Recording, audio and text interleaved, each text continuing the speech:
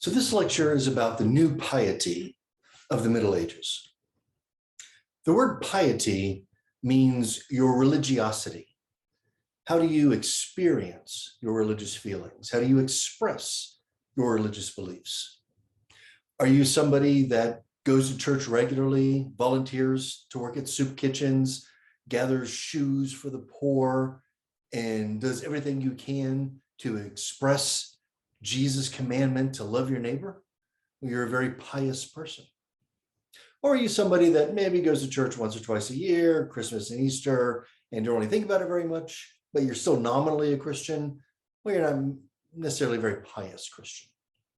So piety is the visible outward expression and the inward experience of your religion. Medievalists describe the new piety of the High Middle Ages as a label that covers a lot of new kinds of religious activity, new ways of expressing and experiencing the Christian faith. And this begins to emerge very soon after the year 1000, exactly coincident with the rise of towns and the emergence of a middle class who had more religious needs, it seems, than peasants, at least more time to indulge in their religious needs, who were asking more probing questions, who simply had more of a desire to explore these things. In Roman Christianity and in the early Middle Ages, Christian experience was very ritualized. You went to Mass, you heard something in Latin that you probably did not understand, but you've been trained since you were a child, when to get up, when to pray, what to do, when to get the Eucharist. You went through the rituals and were assured that the church was guiding you through this life on your way to heaven. And in the early Middle Ages, when peasants were just hoping, not to be raided by some, enemy tribe and that their crops wouldn't fail, that's about all that they had time to worry about. But after the year 1000, when things have settled down in Europe, there's much less fear of outside invasion, and the economy and town life and everything else is picking up. People suddenly found themselves the luxury of free time to look inward and explore just what Christianity was supposed to mean, what this experience should mean. They'd always assumed that monks in the monasteries and that churchmen had a really intensely devout, spiritually fulfilling kind of a religious experience, and they got as much of that as they could, just with the hope that they would one day be able to escape this difficult life. But after the year 1000, things begin to spread out into society. Something of this more intense religious feeling begins to be promulgated more and more to the masses. This is part of the church also responding to the needs of regular people that want something more out of religion than some rituals and a Jesus cookie. And so what emerges is the new piety. One expression of that we've already looked at is the rise of pilgrimages. When people are able to freely and safely travel once again, what do they want to travel to go and see? But the relics of the saints and the martyrs, the sites where religious history happened, where the grand, momentous, heroic events of Christianity took place. They want to feel like, they're close to those experiences. They want to, venerate at the bones of the saints and the martyrs and cry tears over them and feel something. And the new piety is ultimately about having an emotionally satisfying experience of Christianity, not just doing rituals that the church assures you gets you to heaven. So one of the principal figures in propagating this new kind of experience is a guy named Saint Bernard of Clairvaux. He was a 12th century Cistercian monk, a reformer monk. We talked about that Cluniac reform back in the 10th century. By the 12th century, they're all fat and lazy as well, so they need to get reformed all over again. And the Cistercians are one of the groups that are doing this. And the Cistercians are so hardcore and serious in their piety that they've never had to be reformed. They've been hardcore since the 12th century.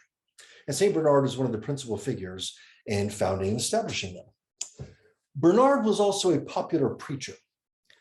These reformist monks of the 12th century are not like earlier monks who retreat to a monastery and live a very isolated life of prayer and psalms and meditation. These were monks that were also ministering to the newly emerging middle-class people in towns. They were preaching monks. They were traveling monks very often. and they were the popular preachers of their day.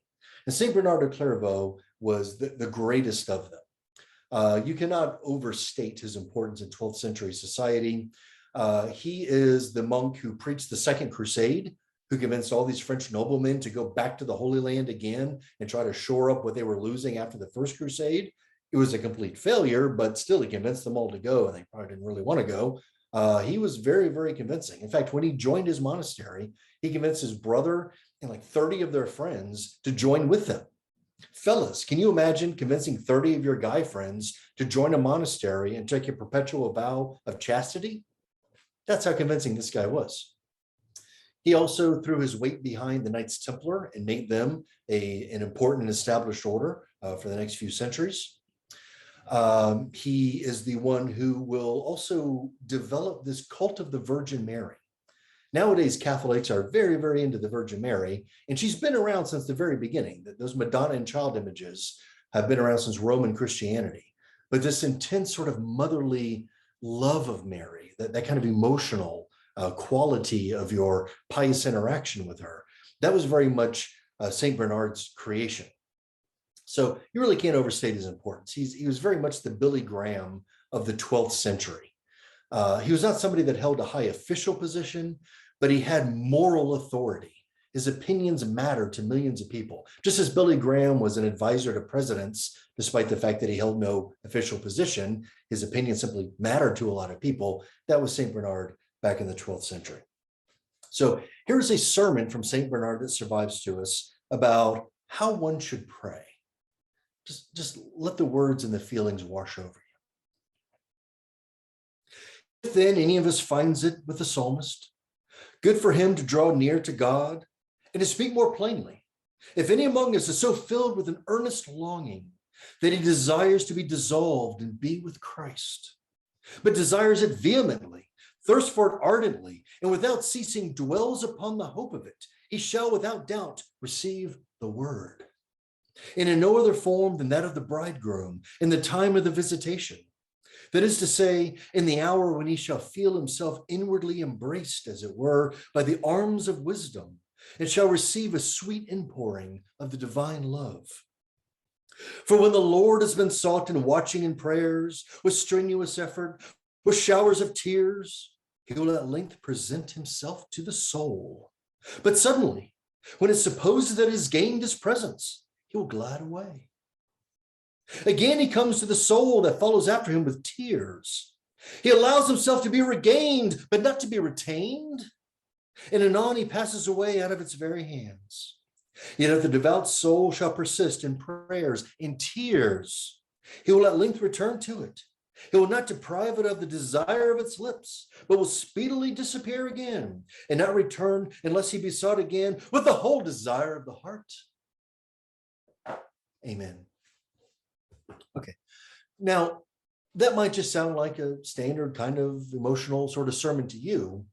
What's shocking about this is that nobody talked like this before the 12th century. People did not hear sermons like that in the early Middle Ages or in Roman Christianity. People heard moral allegories. They heard the parables of Christ. They heard stories about sin and the consequences. They were taught behaviors that they were supposed to follow. But this whole thing about how there should be tears streaming down your face and the whole desire of your heart be pursuing him, that's something new. Bernard is inventing something that is still around today. Where do we hear preachers today preaching like this? In those big tent churches and those revivals. We call this charismatic Christianity. When going to church isn't about just learning some lessons from the Gospels and prayers and fellowship with your neighbors, but about this emotionally cathartic experience where he lays hands upon you and you feel the angels and the demons be cast out, hallelujah. All that stuff. St. Bernard invented that. People didn't act that way in the first 1,000 years of Christianity. This was the new piety coming in. This was the church responding to the needs of the emerging middle class who, unlike peasants, couldn't just be pacified with a few little rituals and some incense and candles and a Jesus cookie. They needed something more fulfilling. And so the church And what St. Bernard discovered is that this emotional performative experience is something that's going to work for them. So this is one aspect of the new piety, and it's the core aspect of it, that your relationship with Christ, that the way you act and feel and experience Christianity should be an emotionally satisfying experience. And all other wheedling points of theology really just fall away as being less important than to just contemplate Christ himself, that God so loved the world that he became man, so that if you believeth upon him, you will not die. He did this out of love. And you're going to see this most obviously expressed when you look at how art changes around this time. Now, the depiction of Christ in art has a long and venerable history. But there's no description of Jesus in the Bible. It never tells us what he actually looked like. We assume he looked like a Hebrew bachelor, and over time he eventually develops this kind of long, dark hair, kind of Jim Morrison look about him.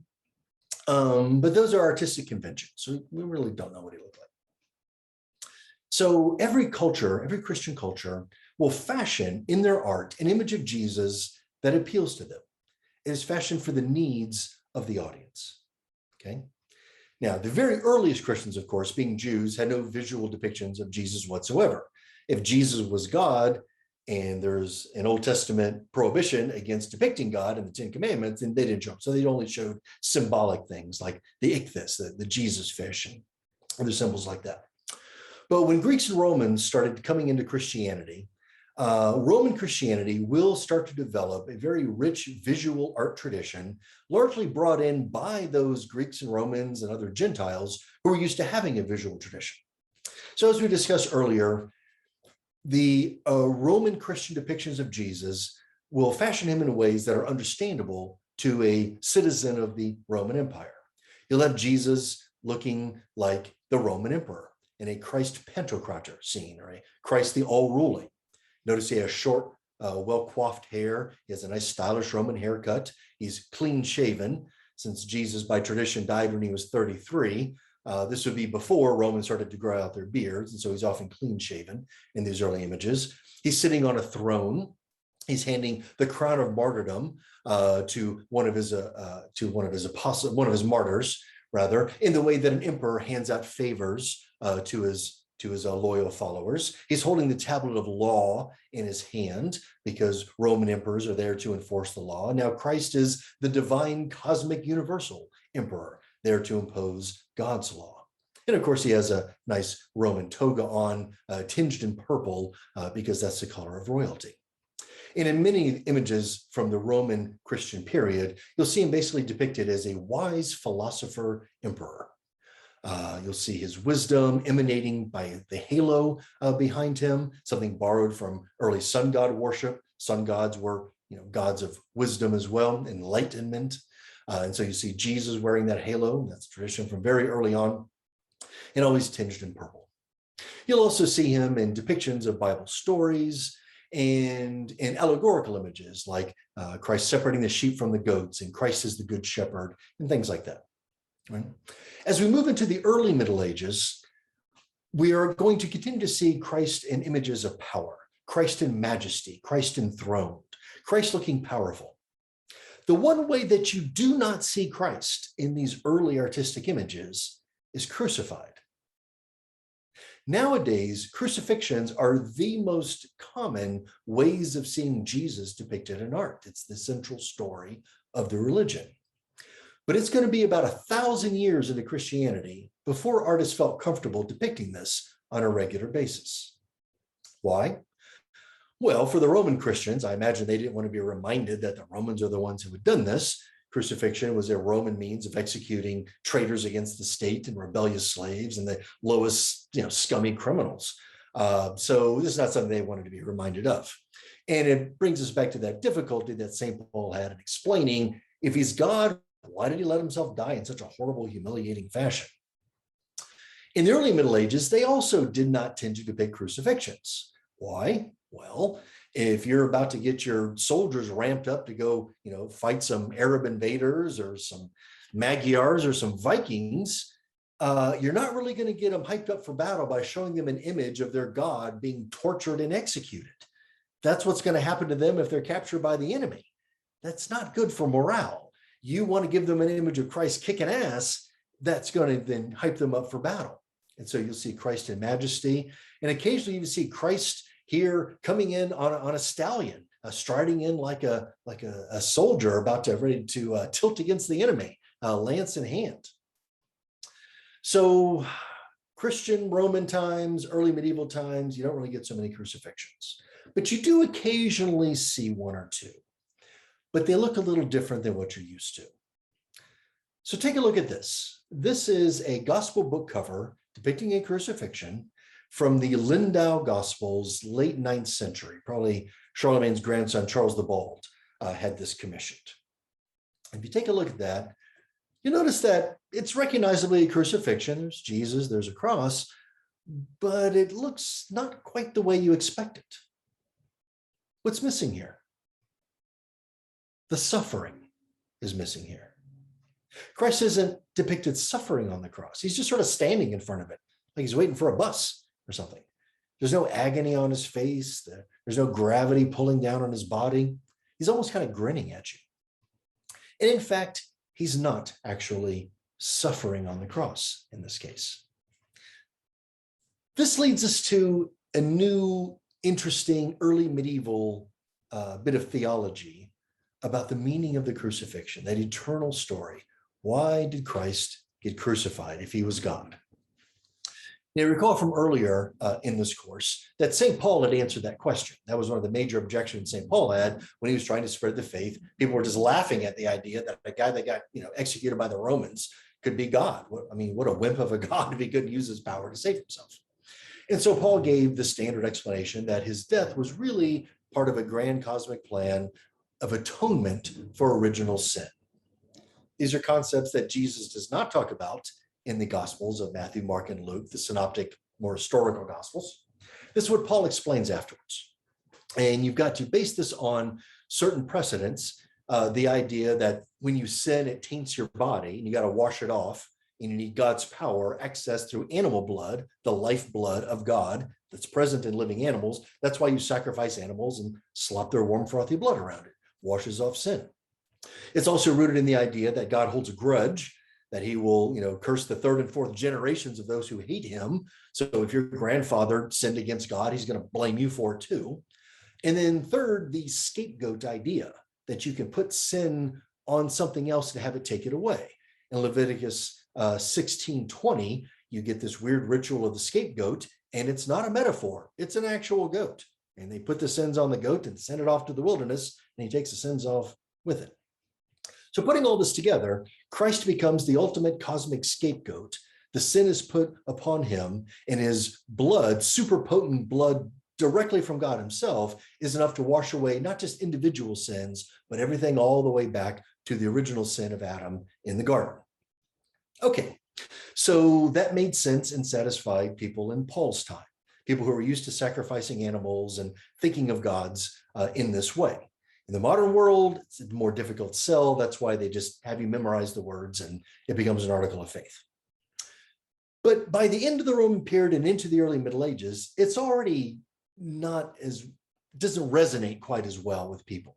And of course, theologians just sit around thinking about things, so they want to ponder this a bit more.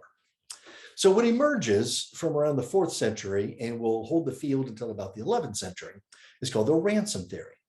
And that is the idea that Jesus was a sacrifice that paid a ransom to Satan for the release of the captives of the human race.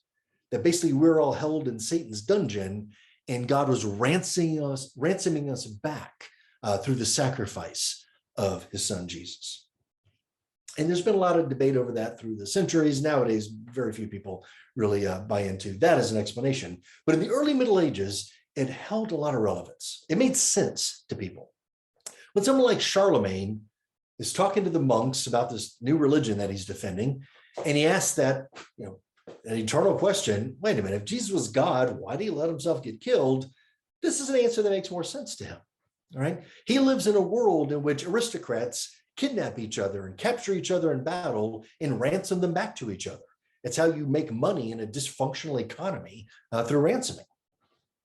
So the idea is this, that Adam and Eve and the future human race were all going to be kind of like soldiers, vassals of God.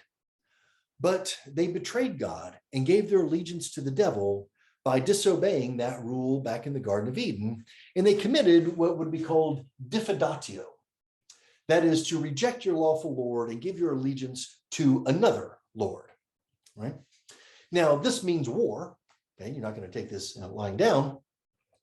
The problem is that you must, as an aristocratic gentleman, obey the rules of warfare. You must obey all of the feudal oaths that gentlemen must abide by. So while God is omnipotent and he could just go smack the devil and grab his people back, he can't do it that way. You've got to go through the proper rituals here. So the only two ways to get the human race back is either for the human race to decide to renounce the devil and return their allegiance to God, or for God to trick the devil into violating his oaths, and then all bets are off. Once he's an oath breaker, then all of the rules that had held everybody bound before no longer apply.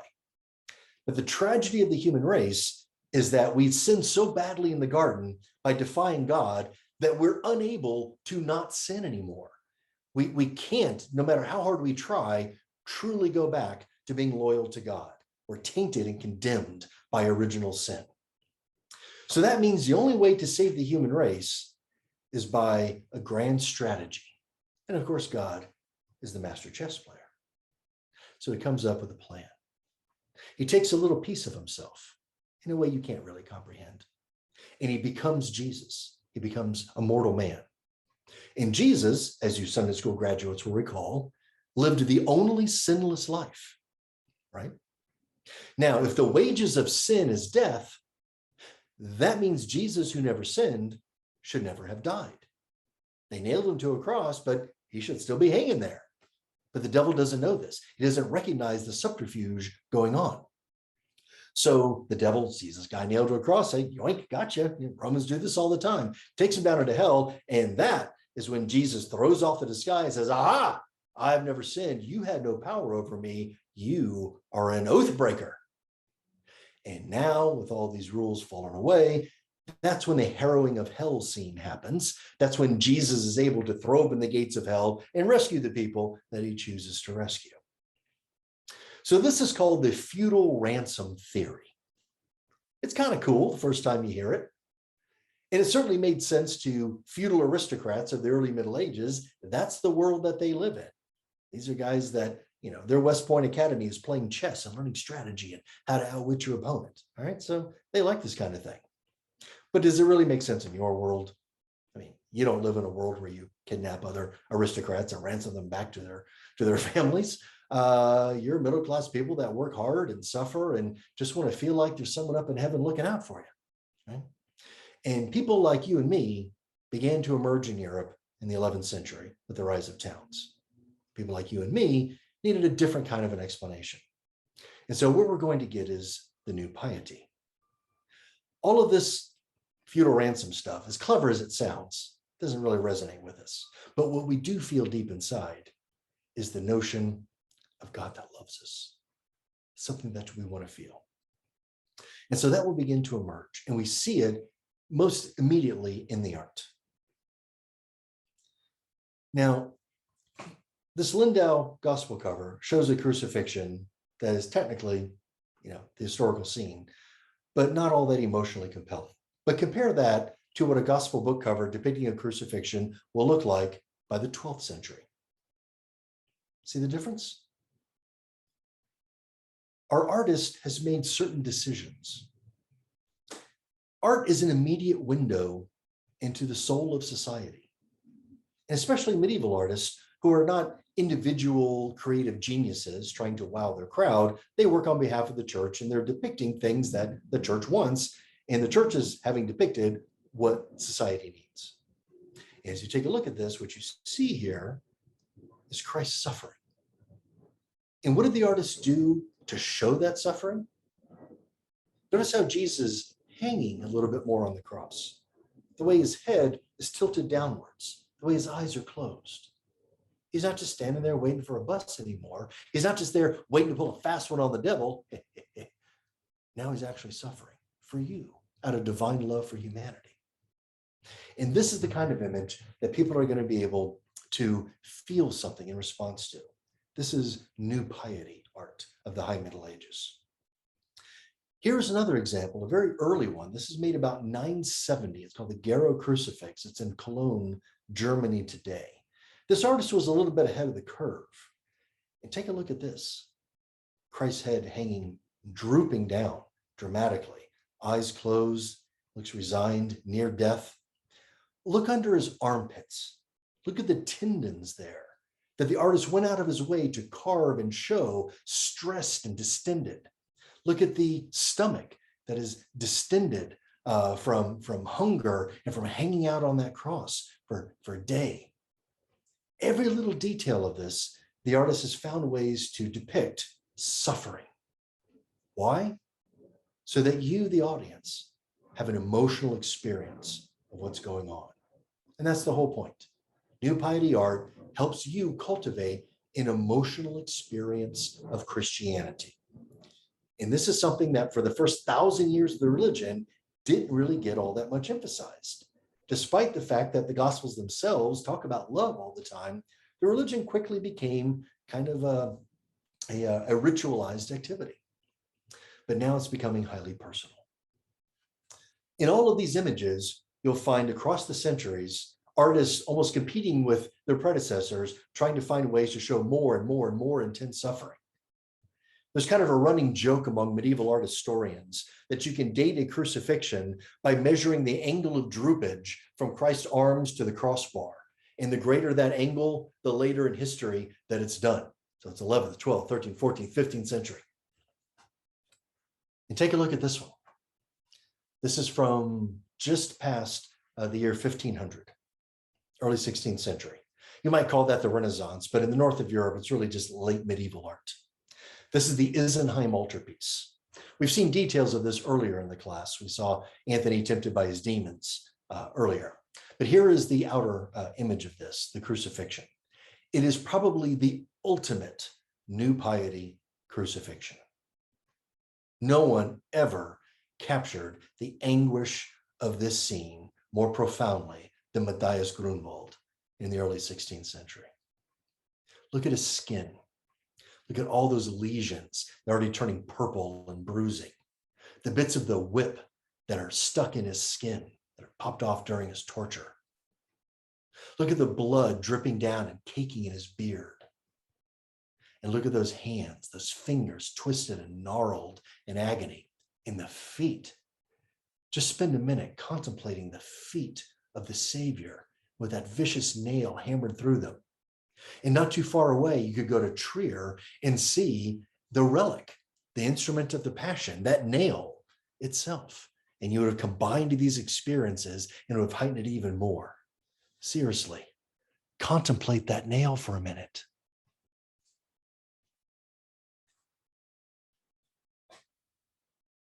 Other Christian artistic themes will also go through this new piety transformation. Images of Mary and Jesus, the Madonna and Child, have been around since the earliest days of Christian art. Originally, this image is borrowed from the cult of Isis, who is shown holding her divine son Horus. And so the goddess image holding the child that will teach Egyptians moral living and help them get to a blessed afterlife was borrowed by early Christians because they also wanted to show the divine love for humanity. It's the reason why the Virgin Mary, who has a fairly minimal role in actual gospel stories, suddenly becomes elevated to this queen of the universe, the queen of heaven itself, even though she's immortal, but she's now the mother of God. And she's going to be exalted because of this connection. So remember, early Christians, being largely illiterate, they borrowed visual imagery because pictures are what everybody knows how to read, simply a visual language. In the early Middle Ages, it looks pretty much the same. It's always rather stiff. Mary pretty quickly becomes basically a throne that baby Jesus sits on. She hardly even looks feminine in these early medieval carvings. But by the 12th century, look what happens. Now we have a very sweet-faced, naturalistically depicted mother holding her baby child. He's not just sitting staring out at you anymore. He's looking more and more towards his mother. A similar joke among medieval art historians is that you can date a Madonna and child by the degree to which Mary and Jesus are looking towards each other. As the centuries go on, they more and more look at each other and have this tender interaction. Look down there at the toes of Jesus.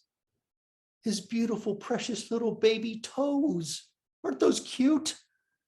That's how you're supposed to react. It's this tender, warm family values scene, not simply an authoritative scene of who's the boss and how low on the hierarchy you are. This is now something tender that you can relate to, that you can connect with. Jesus used to hold simply an orb in his hand, symbol of Christian dominance of the world. Now he holds a ball or an apple, a little child's toy. The symbolism still means the same, but you don't have to beat middle-class people over the head with symbolism. They get it. They want something more emotionally nourishing. And so the very sweet and tender Mother Mary and baby Jesus image will start to come in, just like the suffering crucifixion image will. And then finally, there's a new image. This had never been depicted earlier in Christianity, but by right around the year 1300 or so, at the dawn of the 14th century, we start seeing a new scene from the life of Christ depicted in art called a Piata, or a Lamentation. It's an image of Mary holding the dead body of Jesus after the crucifixion. And it kind of serves as a bookend to the Madonna and child. Mary held him as a baby and had the joys of Mary. At the end, she holds his dead body and mourns and grieves over the dead body of her son Christ. And again, it gives an opportunity for an artist to be very creative in finding ways to depict graphic, horrible suffering. Look at the wounds of Christ, the big gaping wound in the side there where the spear of Longinus had plunged into him to check to see if he was dead. A spear which you can go and see if you go to the right church in Germany, the spear of destiny. Look at his gaping face, the wounds from his hands and his feet. In this particular one, it's almost modern expressionism, this giant, almost bobble-headed Jesus and these bazooka wounds just oozing gore out the side. And in this one, real human hair is used to make it even more realistic and compelling and graphic and awful. You can't help but look at this and feel something. When Michelangelo did his Pietà, the most famous version of this motif that a lot of you probably have heard about before, he did this very serene and beautiful kind of an image. He made it rather lovely looking, but he was building on a tradition which had purposely emphasized the graphic horror of the scene. In the modern world, this new piety art is still with us. We see images in Christian art that are produced primarily for their emotional value. In these images of Christ, ask yourself, what is the purpose of them? It's just an image of Jesus. There's no parable being taught. There's no theological lesson. There's no scene from his life being shown.